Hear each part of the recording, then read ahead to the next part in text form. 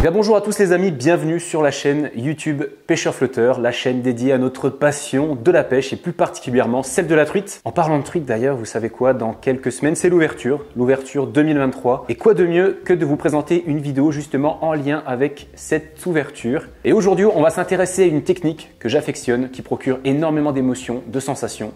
On va s'intéresser à la pêche de la truite au leurre. Mais avant toute chose les amis, je compte sur vous pour mettre un gros pouce bleu à cette vidéo histoire de récompenser le travail qui est fait sur la chaîne. Pour tous les nouveaux abonnés, eh bien un grand merci à vous. Pour tous les nouveaux, n'hésitez pas à vous abonner, vous avez juste à cliquer juste en dessous, à activer la petite cloche. Encore un grand merci à tous les fidèles. Et puis n'hésitez pas à écrire un petit commentaire sur votre clavier, sur votre téléphone portable tout simplement, à me rejoindre sur Instagram, à me poser toutes les questions que vous voulez. Donc, comme je disais, on va s'intéresser à la pêche de la truite, donc au leurre. Ce que je vous propose tout simplement, c'est de vous présenter le matériel que je vais utiliser pour cette année. Alors il y a pas mal de choses que vous connaissez déjà, que j'ai présentées dans des vidéos précédentes. Sur ma chaîne d'ailleurs, vous pouvez retrouver l'ensemble des vidéos. Donc ici, je vais vous les afficher au fur et à mesure de la vidéo pour vous aider, pour vous orienter petit à petit. Donc n'hésitez pas à rouvrir une page internet et à visionner la vidéo en question. L'idée, c'est de vous parler un petit peu du pourquoi, du comment je vais utiliser cette canne, dans quel type de rivière, dans quelles conditions, pourquoi ce moulinet, pourquoi ce leurre. On va voir un petit peu tout ça en détail. Alors la pêche de la truite au leurre, c'est une technique que je pratique depuis plusieurs années désormais. Ça procure pas mal d'émotions, on a des belles sensations, c'est une très belle pêche, très dynamique, très active. On n'est jamais passif, on est toujours en action. Donc sans plus tarder, on va commencer déjà avec les cannes. Ça me paraît très important, c'est peut-être un des éléments le plus important. Il va y avoir 4 cannes pour cette année. Écoutez, on ne perd pas de temps. On y va tout de suite, let's go. Et donc en première canne les amis, petit bijou, petite pépite. Il n'y a que des pépites aujourd'hui, vous allez vous régaler. La Magical Trout de chez Smith, 1,67 m, 3 brins pour 73 grammes. Petite canne, petit fleuret, petit joyau de pêche. Je vais vous l'assembler, histoire de vous montrer un petit peu l'action. Mais on est vraiment sur une petite canne toute courte. Petite canne à utiliser dans les petits ruisseaux, les petites rivières. On a une belle flexibilité, une belle action. Dès que vous avez une truite, ça plie, action parabolique. Oh superbe. Belle réserve de puissance quand même. Magnifique talon avec un petit bois précieux, très stylé. Le petit porte-moulinet. Très classique, 1,5 g, donc on est sur de l'ultra light. Donc vraiment une canne pour utiliser des petits leurres, des petits poissons nageurs, des petites cuillères, des petits leurres souples, des petites cuillères ondulantes. Vraiment, rien d'autre à dire, ça fait 3 ans que je possède cette canne. Et c'est vraiment la canne plaisir. C'est pas celle que je vais utiliser en début de saison parce qu'elle est un petit peu trop light. Encore une fois, par contre, plus on va avancer dans la saison et plus je vais vouloir me faire plaisir dans ma pêche. Et je ne vais pas me priver d'utiliser cette petite canne que je vous remontre à nouveau.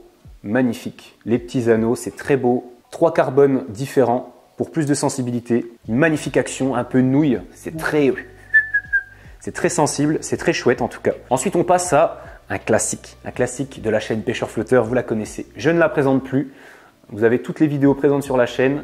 Regardez-moi cette beauté, regardez-moi cette finition, cet esthétisme magnifique. La Dragon Bait de chez Smith, encore une fois, c'est une 2,8 g, magnifique canne, encore une fois, très bien travaillé, très bien fini. Le petit porte-moulinet en nœud d'érable, magnifique. Un petit liège de qualité, très joli. Donc c'est une canne qui mesure 1,82 m, elle est en 2 brins, elle pèse 104 g, donc pareil c'est très léger. On va l'assembler aussi, on va tout assembler. Alors cette canne plutôt dans les petites rivières aussi, rivières moyennes, ça passe aussi. Ruisseaux, ça passe également. Canne beaucoup plus polyvalente que la Magical Trout, plage de grammage un peu plus importante pour utiliser des petits décontacts en 50, 60, des Seiko First aussi, ça marche très bien, des Duo Ryuki, bref, on verra ça par la suite. Mais une petite canne alors un peu plus raide que la Magical Trout, on n'a pas la même action, on a plus une action de pointe pour le coup. Une belle courbure au niveau de la canne dès que vous avez un poisson, ça se met en action rapidement, ça gère très bien les combats. On arrive à garder la tension assez facilement. C'est ça l'avantage avec les cannes à truite, je trouve, c'est qu'elles ont des belles actions qui permettent d'éviter les décroches tout simplement.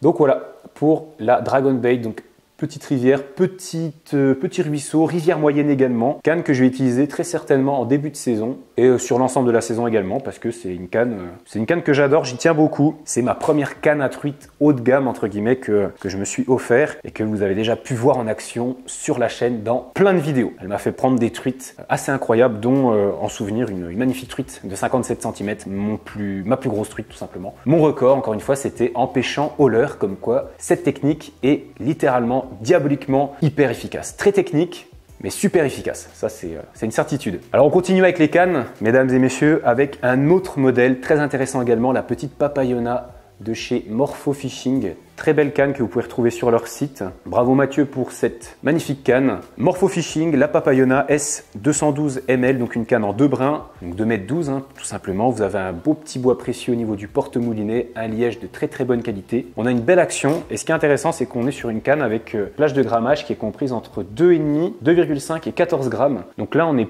encore plus polyvalent que la Dragon Bait. On peut utiliser des leurres plus gros, plus dense. Et c'est ça qui est intéressant. Donc là, plutôt une canne à utiliser dans les rivières moyennes, grandes rivières aussi. Ça marche très bien. Et donc, c'est une canne que je vais surtout utiliser tout au long de l'année. Quand je vais constater que les poissons vont plutôt chasser des poissons nageurs, des poissons un petit peu plus gros, qu'il faut utiliser des plus gros leurres, et ben je vais pas me gêner d'utiliser cette petite Papayona parce qu'en fait, elle va être parfaitement adaptée, très confortable, prise en main très facile, belle réserve de puissance également. Là, vous arrivez à contrôler des combats face à des truites de 40+, 50+, sans problème. Belle action, très souple, franchement, rien à dire. Action très fast, des petits anneaux Fuji Alconite. C'est très chouette, 2 brins, encore une fois, facilement transportable. J'ai pas grand chose à dire, j'aime beaucoup le bleu qui ressort.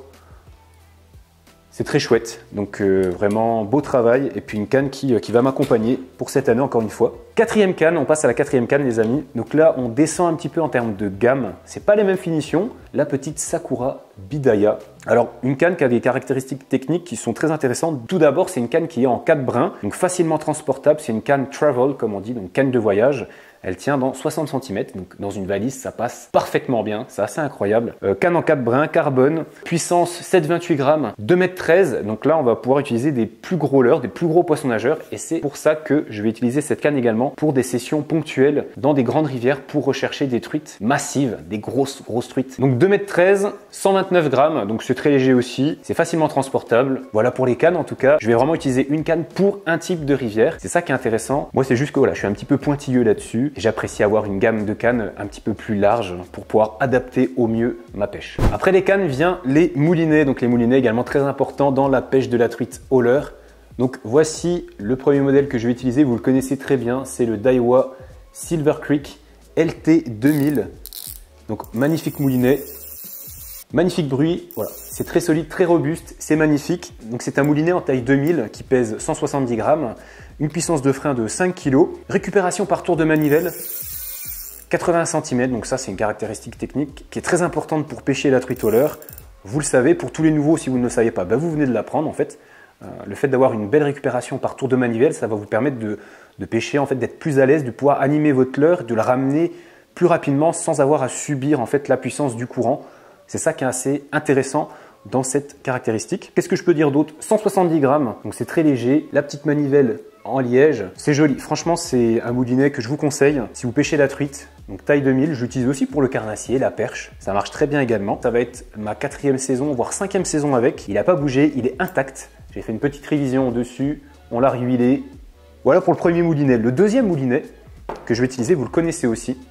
Si vous ne le connaissez pas, j'ai fait une vidéo de présentation qui va s'afficher juste ici. C'est le Shimano Cardiff CI4+.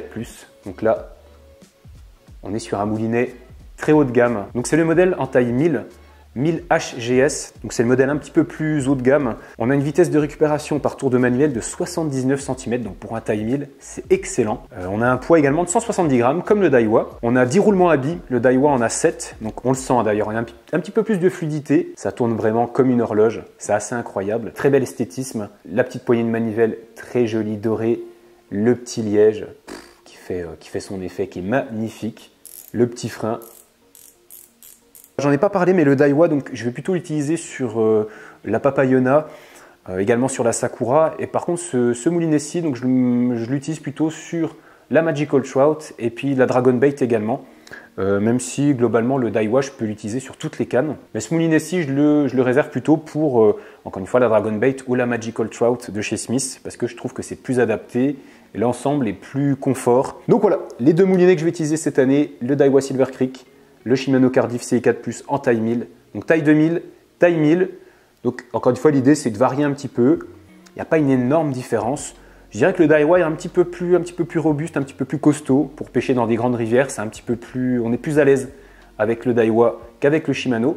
Et le Shimano pour tout ce qui est ruisseau, petite rivière, petite pêche un peu light, pêche fine, c'est incroyable. Donc voilà pour les moulinets. Je vous propose maintenant de passer au fil. Très important le fil également. On n'en parle pas assez dans la pêche, mais c'est hyper important. Donc cette année, je fais confiance toujours, à YGK.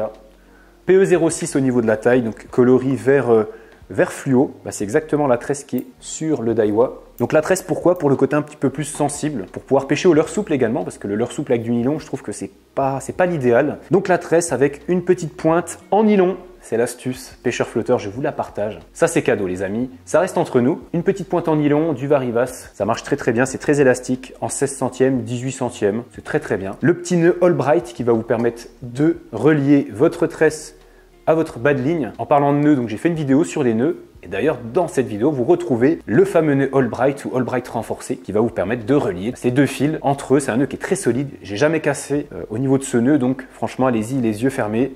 Vraiment, pas d'inquiétude là-dessus. Petite aparté très légère sur les agrafes. Donc moi, j'aime beaucoup utiliser celles-ci, les petites agrafes de chez Sicolure. Vous voyez, résistance 4 kg, c'est largement suffisant. Agrafe, pas agrafe, dites-le moi en commentaire si vous êtes plutôt team agrafe ou team pas agrafe. Moi, je fais les deux. Des fois, j'aime bien relier directement mon bas de ligne à mon leurre. D'ailleurs, petite astuce très important, si vous reliez votre bas de ligne directement sur votre poisson nageur par exemple, reliez-le directement sur l'anneau brisé. Très important. Par contre, si vous utilisez une agrafe, donc l'agrafe, vous allez bien sûr faire un nœud de cuillère pour la relier à votre bas de ligne. Par contre, l'agrafe, ne la reliez pas à l'anneau brisé du poisson nageur. Vous m'enlevez cet anneau brisé, il disparaît et vous adaptez directement donc l'agrafe directement sur le bout du leurre. Donc, je ne sais pas si vous voyez, voilà. Vous voyez par exemple sur ce Seiko First, on n'a pas d'anneau brisé, on a directement l'emplacement. Donc l'agrafe, vous la mettez directement dessus et non pas sur un anneau brisé parce que sinon vous allez en fait un peu brider la nage, vous allez un peu la modifier. Ça va pas être joli et bon, les truites sont quand même pas bêtes. Si vous pêchez dans des endroits où elles sont éduquées, ça va être assez fatal. Donc vraiment, travaillez là-dessus. Il faut être le plus discret possible. Après, c'est vrai que faire un nœud directement de raccord sur le leurre, je trouve que c'est un petit peu plus discret qu'une agrafe. C'est mon avis, ça évite tous les petits reflets, toutes les petites choses un peu parasites.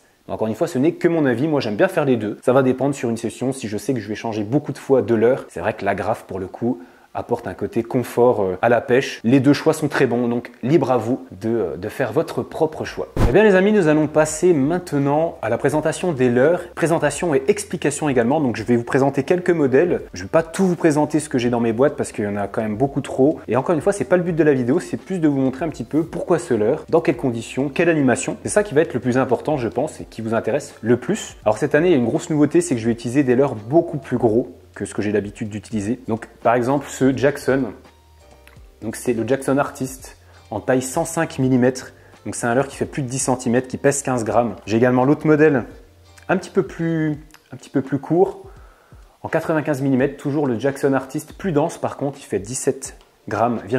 Alors pourquoi des gros leurres? Parce que tout simplement j'ai envie de rechercher des grosses truites aussi dans les grosses rivières. Comme je disais tout à l'heure, gros leurre ne veut pas dire forcément grosse truite, c'est pas une science exacte, mais c'est vrai que dans certaines situations, il faut quand même avoir des gros leurres dans sa boîte, c'est assez important. Autre chose également au niveau des leurres, grosse nouveauté que je vais utiliser cette année, c'est ce genre de leurre de poisson nageur. Vous voyez avec deux segments. Je peux vous dire, donc j'ai utilisé un petit peu l'année dernière, la nage est incroyable. Vraiment c'est une tuerie. Je pense que ça peut apporter vraiment un petit plus par rapport à un poisson nageur classique en un seul segment. J'ai hâte de le retester et de voir un petit peu son efficacité. Là, on est pareil, on est sur une grosse taille, on est presque sur un leurre de 10 cm. Donc c'est très gros, coloris Fario. Comme je vous ai montré avant, donc on reste sur des coloris très classiques. Donc voilà, première nouveauté, donc des leurres un petit peu plus gros. Jackson, très bonne marque, moi j'adore cette marque, encore une fois. Plutôt typé grosse rivière, hein. Clairement là, c'est pour rechercher de la grosse truite, même si les petites truites, les petites 30 cm, ne vous inquiétez pas qu'elles vont taper dessus. Ça c'est une certitude, hein. Donc n'ayez pas peur de pêcher avec des gros leurres. Et c'est vrai que moi j'apprécie en fait utiliser donc un leurre en fonction de la force du courant. Plus le courant va être fort, et plus je vais utiliser un leurre dense et lourd, justement pour pouvoir pallier, pour pouvoir contrer un peu ce courant et proposer encore une fois quelque chose d'intéressant pour nos amis les truites. Ensuite, on a des classiques, hein, le décontact, donc en taille 72 pour 9 grammes, 9,5 grammes très exactement. Coloris arc-en-ciel, donc ça marche très bien, très bien. On reconnaît bien les décontacts avec le petit dos pointu, très joli. On a les grands classiques, les leurres que j'adore, les Seiko First. Donc là, le coloris Véron, 9 grammes. On a la même version en suspending coloris gold. Donc tout ça, j'ai déjà présenté. Les Seiko First, c'est magnifique. Vous pouvez retrouver tout cela sur le site Sicolure. Allez faire un tour. C'est dans la description et faites-vous plaisir. Un autre modèle très intéressant, le Great Hunting Humpback. Grosse différence par rapport à tous les autres leurres que je vous ai présentés avant, c'est qu'il est bruiteur.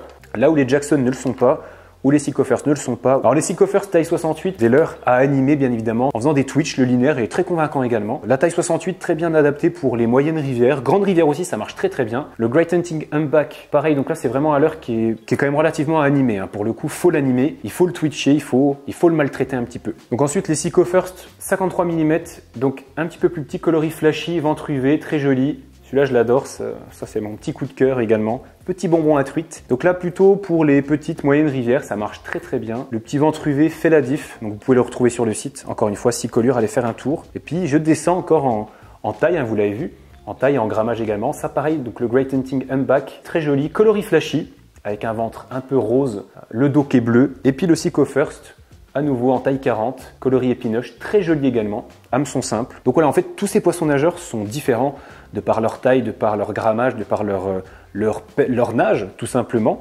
Donc ça va différer en fonction des marques, en fonction des modèles, en fonction du profil du poisson nageur, tout simplement. On va en avoir avec des flancs très plats, d'autres un petit peu plus costauds, plus larges, hein, comme les Jackson quand même. Et puis je vous propose également des petits modèles assez rigolos également. Donc le petit dur Yuki Quattro, 4 segments. Donc là, petite nage très réaliste, un peu en serpent. Ça a bien marché l'année dernière, donc je vais le réutiliser pour cette année, j'adore. Donc là, on est sur un coloris Ayu, très réaliste également. Au niveau des coloris, très important, je voulais faire une petite parenthèse là-dessus. Moi, je suis plutôt team coloris naturel. Dites-moi en commentaire si vous êtes plus couleur naturelle ou coloris un peu plus flashy. Alors moi, je possède les deux. Je pense que c'est important d'avoir les deux dans sa boîte concernant les leurres. Mais par contre, je trouve que les poissons nageurs en coloris naturel sont quand même plus efficaces. En tout cas, c'est mon avis. Par contre, dans certaines situations, un leurre typiquement celui-ci, le Great Hunting Humpback, un peu flashy, donc avec le dos vert fluo, le ventre orange, là c'est clairement un leurre vraiment pour agresser dans des eaux un petit peu piquées, un petit peu troubles. Ça peut être un très bon allié. Ou le Seiko First. Ce Seiko First d'ailleurs, bon, c'est son nom, hein, c'est le coloris flashy. Là on est clairement sur un leurre pour paf, pour que ça pète dans l'eau, ça fasse des reflets, qu'il y ait de la couleur, pour que ça vraiment intrigue le poisson. Donc encore une fois, très important d'avoir des coloris naturels et des coloris flashy. Mais encore une fois, moi je suis plus team coloris naturel. Alors on a parlé des leurres dures, donc poissons nageurs essentiellement. Donc je vous ai présenté pas mal de modèles, pas mal de tailles différentes, des coloris différents. On va s'intéresser aussi à un leurre qui est hyper intéressant, c'est la cuillère. Donc les leurres métalliques, donc cuillère tournante, cuillère ondulante. C'est un leurre que j'apprécie, vous le savez. Si vous suivez la chaîne Pêcheur Flotteur, vous savez que j'apprécie ce petit leurre qui est absolument magnifique. La cuillère, elle m'a fait prendre des dizaines, des centaines de truites. Soyons fous. Allez, des milliers. Non, je plaisante. Mais en tout cas, la cuillère, il faut l'avoir dans sa boîte parce que c'est un incontournable. Ça marche du mois de mars au mois de septembre. Ça marche tout le temps. Alors, pas tout le temps non plus, il ne faut pas abuser. Mais en tout cas, son action de pêche est très intéressante. C'est très simple en plus, hein. Vous avez une palette qui va tourner autour d'un axe. Vous balancez en amont, face au courant. Vous ramenez. Vous pouvez pêcher aussi à contre-courant, 3 caravales, vous avez plein de possibilités. C'est très intéressant de pêcher à la cuillère, hein. C'est pas seulement un simple lancer-ramener, comme on pourrait le croire. On peut modifier les angles, on peut jouer un peu sur la profondeur de nage. C'est ça qui est très intéressant, c'est ça que j'apprécie faire également. Notamment dans les fosses. C'est vrai qu'on se dit généralement dans les fosses, vaut mieux utiliser un leurre souple. Mais je peux vous dire qu'une cuillère, ça peut être très efficace aussi. Il faut juste être un peu plus patient, laisser couler votre cuillère. Et là, vous ramenez très lentement. Et votre cuillère, elle va tourner du bas pour remonter à la surface. Et je peux vous dire que c'est ultra efficace. Donc vraiment la cuillère, magique. Donc ici on a la petite Mojo de chez Morpho Fishing. Vous avez pas mal de grammages différents, pas mal de coloris différents également. Allez faire un tour sur le site parce que c'est très qualitatif. C'est très beau. Moi j'aime bien mettre des petits assistouks. Je sais pas si vous le verrez très bien. Si, vous le voyez très bien. Pour limiter un peu les décrochés. Là j'ai pas d'ardillon. C'est une nouveauté un peu qui va arriver sur la chaîne. Je voulais vous en parler un petit peu plus tard. Mais essayez de pêcher sans ardillon, c'est très sympa. La Vibrax, on l'oublie pas. La petite Vibrax, dédicace à Mike Strout. Je sais qu'il apprécie cette cuillère. Vous avez également les petites ARS qui sont très efficaces. Donc celle-là est bien vécue, elle a été bien utilisée. Donc coloris jaune, jaune fluo, jaune pétant un petit peu. C'est vraiment un peu comme la Mojo, ce sont des cuillères qui se mettent en action très rapidement, qui ont un lest un peu en forme de poire, ça coule vite, c'est dense. Encore une fois, il y a plusieurs grammages différents, il y a des coloris nacrés aussi. C'est super intéressant et c'est vraiment un super leurre encore une fois. Et puis, mention spéciale pour les cuillères ondulantes. Je vais vous présenter quelques modèles. Notamment la petite Tanza de chez Morpho Fishing, toujours. Coloris rose un petit peu, c'est très joli, j'adore. Allez faire un tour sur le site aussi.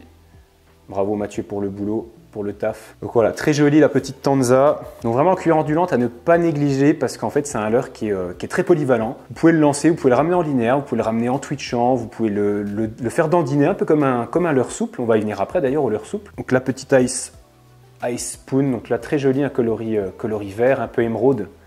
C'est très joli, toujours chez Morpho Fishing. Donc voilà, pour résumer, donc cuillère tournante, cuillère ondulante, donc deux actions totalement différentes. Si moi je devais me constituer une boîte, je mettrais des poissons nageurs, mais je mettrais à coup sûr, ça c'est sans hésitation, donc des leurres métalliques, c'est ça que je voulais dire. Cuillère tournante, cuillère ondulante, ça sera dans ma boîte. Ah, le leurre souple, le leurre souple. Quelle erreur de ne pas l'avoir utilisé bien avant.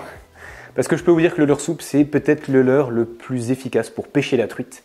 Et c'est peut-être le moins utilisé, un peu comme la cuillère ondulante finalement. En fait, c'est ça, vraiment le leurre souple, la clé pour vraiment prendre des truites au leurre souple, c'est d'animer très lentement. Vous faites votre lancer et vous faites dandiner votre leurre souple au fond, vraiment contre le fond. Vous le faites dandiner, vous faites des petites vaguelettes, des petites tirées. Vous laissez un temps de repos, très important. Encore une fois, faites des pauses, c'est super important quand vous pêchez au leurre. Et vous allez avoir des attaques assez foudroyantes, les truites se jettent dessus. Donc cette année, je vais utiliser pas mal de leurres de chez Sicolure, donc notamment ce petit modèle là, donc typiquement pour la truite, donc vraiment un leurre souple assez incroyable. Donc c'est un shad en 58 mm, coloris naturel. Franchement, j'ai rien à redire sur ce petit leurre, je l'ai déjà utilisé les années précédentes.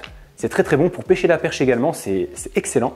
Mais pour la truite, il y a un côté vraiment réaliste dans ce leurre qui va être très intéressant pour pêcher la truite. On a également l'insecte en 59 mm qui va être assez incroyable. Ça pareil, c'est une tuerie, les amis. C'est sur le site, encore une fois, donc allez faire un tour. Mais vraiment, je pense que rien qu'avec ces deux choses-là, il y a moyen de faire de belles truites. En tout cas, j'espère vous montrer cela en vidéo. Si vous voulez monter en taille, je vous propose ces petits modèles-là, donc coloris blanc.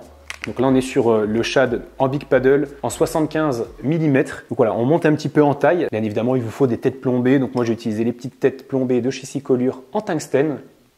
3,5 grammes. Vous pouvez monter au niveau du grammage pour les têtes plombées, notamment sur des grosses fosses, s'il y a du courant. Il ne faut pas hésiter à monter à du 5 grammes, voire même plus. Pareil au niveau de la taille du leurre souple, n'hésitez pas à monter aussi en termes de taille. Parce que je trouve que, encore une fois, le leurre souple a un côté beaucoup plus réaliste, que ce soit au niveau de la nage ou de la forme, de la texture, qui est beaucoup plus proche d'un verron. Donc voilà pour le leurre souple. Ayez-en dans votre boîte pour cette année 2023, pour cette ouverture truite 2023. Ça va peut-être être la clé du succès. En tout cas, moi ça sera dans ma boîte, ça c'est clair. Eh bien les amis, c'est la fin de cette vidéo. Écoutez, j'espère que ça vous a plu. Encore une fois, j'ai pris un grand plaisir à vous tourner cette petite vidéo de présentation du matériel, présentation de la pêche de la truite au leurre. Encore une fois, c'est une technique que j'adore, c'est ma technique de prédilection. J'espère que vous avez appris des choses. N'hésitez pas encore une fois à réagir dans l'espace commentaire, à me poser des questions. Donc on a vu ensemble les cannes, les moulinets, les fils, les agrafes, les leurres, donc poissons nageurs, les cuillères tournantes, cuillères ondulantes, les leurres souples. Écoutez, on a fait un petit peu le tour de cette magnifique pêche de la truite au leurre.